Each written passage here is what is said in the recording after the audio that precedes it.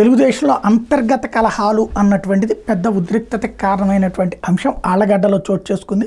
ఏదైతే భూమా అఖిలప్రియ మళ్ళీ ఎమ్మెల్యే గెలవటం, తాజాగా ఆమె వస్తున్నటువంటి సందర్భంగా స్వాగతాలు పలికేటందుకు ఏర్పాట్లు చేసుకున్న నేపథ్యంలో అక్కడ పెద్ద సంఖ్యలో ఆళ్లగడ్డకి అనుచరులు చేరుకుంటే పట్టణ శివారులోని భూమా నాగిరెడ్డిల ఘాటుకి చేరుకుని అక్కడ నివాళులు అర్పించి ఆ తర్వాత పట్లకు వస్తున్న టైంలో ఏవి సుబ్బారెడ్డికి చెందిన ఏవి ఫంక్షన్ హాల్, ఆయన కూడా తెలుగుదేశం నాయకుడే, ఆయన టికెట్ ఆశించారు. చివరికి అధిష్టానం అఖిలప్రియకి ఇచ్చింది.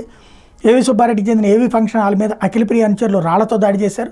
ఆ తర్వాత పట్టణం నడిబొడ్డు ఉన్నటువంటి ఏవి ప్లాజా హోటల్ కాంప్లెక్స్ల మీద కూడా మూకుమ్మడిగా రాళ్ల దాడికి పాల్పడ్డారు.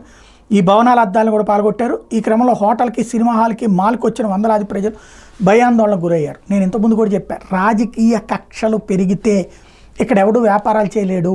ఇక్కడ వ్యాపారాలు చేస్తే అధికారంలో ఎవరొస్తే వాళ్ళకి ప్రత్యర్థులుగా ఉంటే కనుక దెబ్బలు తీస్తున్నారు. దీని ఇంపాక్ట్ మనదే, రాష్ట్రంలో నాశనం చేస్తున్నారు అన్నట్టు దానికి సాక్ష్యం ఇది.